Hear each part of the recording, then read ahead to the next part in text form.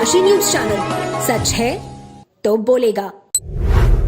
काशी के श्रृंगेरी मठ महमूदगंज में 26 और 27 मार्च को परम पूज्य शंकराचार्य के संदेशों को जन जन तक पहुंचाने के लिए बृहद कार्यक्रम का आयोजन होगा। इस कार्यक्रम में पीएम मोदी को भी सम्मिलित होने के लिए निमंत्रण भेजा गया है। श्रृंगेरी मठ महमूदगंज में 26 मार्च को सन्यासी समावेश और 27 मार्च को संपूर्णानंद संस्कृत विश्वविद्यालय में 10,000 साधु संतों, महिलाओं एवं विद्यार्थियों द्वारा सौंदर्य लहरी का पाठ किया जाएगा। इस कार्यक्रम में कई राज्यों से महंत, महापुरुष, महामंडलेश्वर, पीठाधीश्वर शामिल होंगे। चित्तध्यानम आश्रम मुंबई के महामंडलेश्वर चिदंबरानंद सरस्वती महाराज ने बताया कि सौंदर्य लहरी शंकराचार्य का एक ऐसा श्लोक है जिसमें सनातन दर्शन मिलता है। जो महत्वपूर्ण संदेश एक आत्म भाव है, उस एक आत्म भाव का संदेश जन जन तक कैसे पहुंचाया जा सके, जन जन तक उनके कृतित्व व्यक्तित्व से कैसे परिचय करवाया जा सके और संतों की भूमिका समाज के लिए कितनी उपयोगी है, भगवान शंकराचार्य का जीवन कितना उपयोगी है समाज के लिए, इससे कैसे परिचय करवाया जा सके, इसी के निमित्त विमर्श होगा।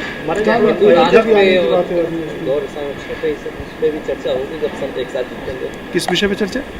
हिंदू राष्ट्र बनाने के लिए भी भारत नहीं, ये विषय अभी इस मीटिंग में नहीं है। यहाँ पर केवल भगवान शंकराचार्य से संबंधित ही कृतित्व और व्यक्तित्व और एकात्म भाव के संदेश से संबंधित ही मीटिंग और विचार होगा।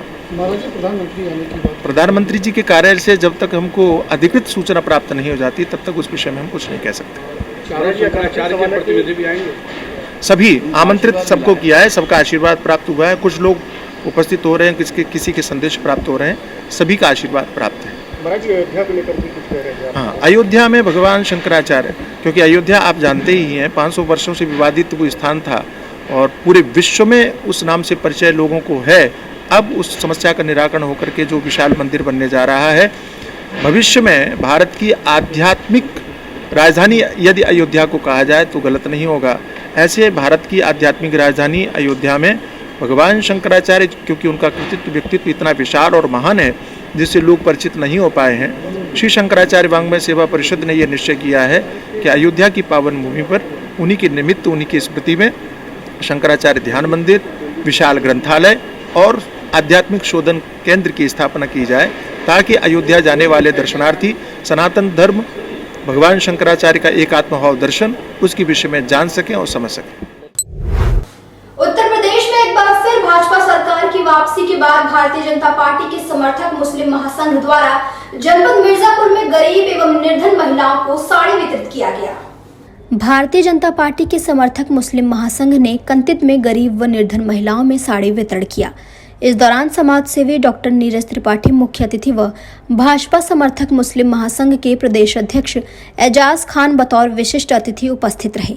इस अवसर पर उन्होंने कहा कि भाजपा सरकार की कथनी और करनी में कोई अंतर नहीं है, वह जो कहती है वही करती है। उन्होंने कहा कि प्रदेश में पुनः भाजपा सरकार की वापसी होना इस बात का सबूत है कि अब मुस्लिम समाज भी यह जान गया है कि सबका साथ और सबका विकास सिर्फ भाजपा ही कर सकती है। आज भारतीय जनता पार्टी समर्थक मुस्लिम महासंघ की तरफ से उत्तर प्रदेश में भाजपा की दोबारा सरकार बनने पर साड़ी वितरण का कार्यक्रम हमारे राष्ट्रीय अध्यक्ष जनाब अकील खान साहब के निर्देश के अनुसार किया जा रहा है। यह कार्यक्रम कहाँ पर किया जा रहा है? कितने लोग को साड़ी बांटा जा रहा है? यह कार्यक्रम मिर्ज़ापुर के कंतित में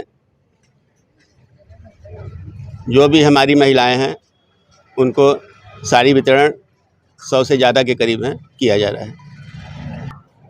देखिए, जहाँ तक हमारे भारतीय जनता पार्टी के उच्च नेतृत्व के नरेंद्र मोदी जी, जो हमारे प्रधानमंत्री जी हैं, और हमारे उत्तर प्रदेश के मुख्यमंत्री माननीय योगी जी, वो लोग जो भी कार्य कर रहे हैं वो ये नहीं देख रहे हैं कि ये हिंदू के हित में है या मुसलमान के हित में है। उनका पहले से ही नारा है सबका साथ सबका विकास। विश्व टीबी दिवस के अवसर पर गुरुवार को वाराणसी स्थित काशी हिंदू विश्वविद्यालय राष्ट्रीय सेवा योजना के तत्वावधान में टीबी जागरूकता अभियान के तहत पदयात्रा निकाली गई। यह पदयात्रा चिकित्सा विज्ञान संस्थान से आरंभ होकर विश्वविद्यालय के विभिन्न मार्गों से होते हुए विज्ञान संस्थान के सभागार में सभा में परिणत हुई, जहां वक्ताओं ने स्वयं सेवकों को संबोधित किया। टीबी जागरूकता पदयात्रा का शुभारंभ चिकित्सा विज्ञान संस्थान के निदेशक प्रोफेसर BR मित्तल ने हरी झंडी दिखाकर किया। इस अवसर पर अपने संबोधन में उन्होंने कहा कि विश्व स्वास्थ्य संगठन ने 2030 तक दुनिया से ट्यूबरक्लोसिस समाप्त करने का निर्णय लिया है, लेकिन भारत के प्रधानमंत्री नरेंद्र मोदी ने 2025 तक भारत को टीबी मुक्त बनाने का संकल्प लिया है। विशिष्ट अतिथि के रूप में चिकित्सा विज्ञान संस्थान के डीन प्रोफेसर एस.के. सिंह ने सभी स्वयंसेवकों को संबोधित किया। जन जन का हो एक ही नारा, टीबी मुक्त देश हमारा। जन जन का हो एक ही नारा, टीबी मुक्त देश हमारा। सर, आज विश्व ट्यूबरकुलोसिस डे है। ये एक बीमारी है, ये एक छुआछूत की बीमारी नहीं है, लेकिन ये काफ़ी कंटेजियस बीमारी है। अगर ये मुझे है तो ये आपको भी फैल सकती है, क्योंकि ये एक एयरबोर्न डिजीज़ है, ये हवा से फैलती है। और ये ज़रूरी नहीं कि आपके लंग्स पे ही अटैक करे, ये नर्वस सिस्टम को भी अटैक कर सकती है। जैसा कि हम लोगों ने IMS के डीन से भी सुना कि अगर इसका ट्रीटमेंट कम्प्लीटली नहीं किया गया, अगर इसका ट्रीटमेंट बीच में छोड़ दिया गया, तो ये एक बहुत ही भयावह रूप ले सकती है जिसका ट्रीटमेंट मौजूद नहीं है। अगर आप इसका प्रॉपर ट्रीटमेंट करते हो, अगर आप इसका प्रॉपर डायग्नोसिस कर लेते हो, अगर आपको इसका पता चल जाता है, आपके पास यहाँ बहुत मेडिकल फैसिलिटीज़ हैं कि आप अपने आप को क्योर कर सकते हो। मैंने यहाँ लंग्स बनाया है क्योंकि प्राइमरली पल्मोनरी ट्यूबरकुलोसिस देखा जाता है इन मेजर सोर्सेज, लेकिन अगर ये आपको अटैक करती है ओवर योर नर्वस सिस्टम, ये आपका बहुत पार्ट ऑफ ब्रेन भी डैमेज कर सकती है और अलग विक्रांत रूप ये ले सकती है। ये कोई भी सोशो इकोनॉमी पे बेस्ड बीमारी नहीं है, ये किसी भी वर्ग के आदमी जनजाति को हो सकता है। ये एक अवॉइडेबल बीमारी है अगर आप इसका अच्छे से इलाज करें तो। उत्तर प्रदेश सरकार ने राजस्व में वृद्धि के लिए आबकारी विभाग में एक मुश्त समाधान योजना निकाली है।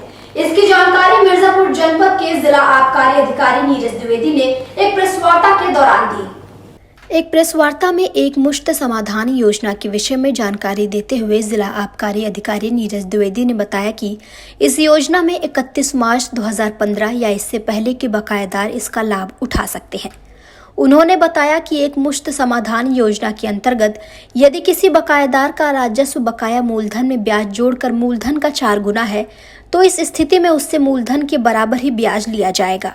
एक मुश्त जमा करने पर शेष ब्याज माफ कर दिया जाएगा। योजना के तहत आबकारी विभाग ने एक सहूलियत पुराने बकायेदारों के लिए दिया है कि जिनका बकाया 2005 के पहले का है, वे सारे लोग अपने बकाये की मूलधन राशि जो है यदि उसको एक बार में जमा करते हैं, साथ ही उस पर ब्याज का आगणन यदि मूलधन राशि से अधिक है तो उसे अधिकतम ब्याज मूलधन राशि के बराबर ले करके उनको बकायेदारी से मुक्त किया जाएगा। जैसे अगर किसी की मूल बकाया धनराशि 1 लाख रुपए है और यदि उसका ब्याज का आगणन 3 लाख आता है, तो उस व्यक्ति से 4 लाख न ले करके 1 लाख मूलधन और अधिकतम ब्याज 1 लाख रुपए ले करके उसको बकायेदारी से मुक्त कर दिया जाएगा। इस तरह से काफ़ी पुराने जो बकाये हैं वो समायोजित हो सकते हैं। ऐसी स्कीम सरकार के द्वारा लाई गई है। अभी इसकी डेडलाइन नहीं दी गई है, 1-2 महीना पहले स्टार्ट हुआ है। अभी इस पर विचार नहीं किया गया कब तक चलेगा, लेकिन अभी ये व्यवस्था लागू है। उत्तर प्रदेश के जनपद चंदौली के जिला अस्पताल में अस्पताल प्रशासन के कर्मचारियों की लापरवाही और मनमानी सामने आई है। जिला अस्पताल में एक्सरे नहीं होने से मरीज परेशान है। मरीजों का आरोप है कि चिन्हित मरीजों का ही एक्सरे किया जा रहा है। जहां सूबे की सरकार जिला अस्पताल को सुधारने की कवायद कर रही है, सरकारी अस्पतालों के लिए सरकार अच्छा खासा धन भी आवंटित करती है, लेकिन आए दिन जिला अस्पताल में भ्रष्टाचार का खेल होता रहता है। वहीं गुरुवार को एक्सरे नहीं होने से चंदौली जिला अस्पताल के मरीज परेशान रहे। मरीजों ने एक्सरे कर रहे कर्मियों पर आरोप लगाया कि चिन्हित मरीजों का ही एक्सरे किया जा रहा है, जबकि जिला अस्पताल में प्लेन एक्सरे के साथ डिजिटल एक्सरे मशीन भी है। एक्सरे की 2 मशीनें होने के बावजूद भी बहुत से मरीज बिना एक्सरे कराए वापस लौट रहे हैं।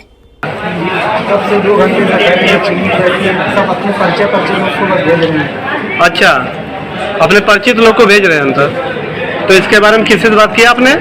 किसी यहाँ के? जनपद वाराणसी स्थित सर सुंदरलाल अस्पताल में एक बाउंसर द्वारा LLB के एक छात्र से मारपीट की घटना सामने आई है। इस मामले को लेकर पीड़ित छात्र ने चीफ प्रॉक्टर कार्यालय पर लिखित शिकायत दर्ज कराई है। सर सुंदरलाल अस्पताल स्थित नाक कान गला विभाग के सामने बाउंसर के द्वारा एलएलबी के छात्र से मारपीट किया गया, जिसके बाद छात्रों ने आंदोलित होकर चीफ प्रॉक्टर कार्यालय पर लिखित शिकायत की। मारपीट की घटना के बाद चीफ प्रॉक्टर ने मामले की जांच पड़ताल कर उचित कार्यवाही का आश्वासन दिया है। दुलारे जी, क्या घटना हुई आपके साथ? हम लोग गए थे, डॉक्टर ने दवा लिखा था, उस दवा को लेकर के हम लोग दोबारा डॉक्टर से पूछने गए थे कि कब कैसे क्या खाना है। तो उसके बाद जो है बाउंसर द्वारा, राघवेंद्र द्वारा कहा गया कि एक लोग जाइए।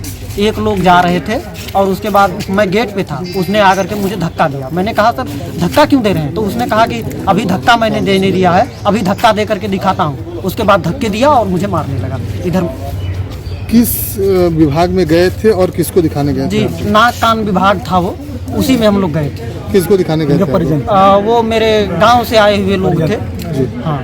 तो क्या हो आपका वो जो स्वास्थ्य कार्ड था, हेल्थ कार्ड था, उसको भी फाड़ने के? जी बिल्कुल बिल्कुल। वो मुझे वहाँ जब हुई तो वो फाड़ दिए या क्या किए मुझे नहीं पता है, वो लगता है फाड़ कर फेंक दिए। हाँ। और ये पहला बार ये बताइए कि उन लोगों ने भी आरोप लगाया कि हमारा घड़ी उड़ी था, वो पहले इन लोगों ने धक्का दिया और अब घड़ी सर छीन लिया। देखिए, उनको देख लीजिए, उनकी जो हाइट है और मैं हूँ, वो तो मारे हैं, वो तो बहुत कुछ कहेंगे, लेकिन मेरा देखिए, समझ रहे हैं, उनका बताइए कहीं कुछ चोट लगा हो तो।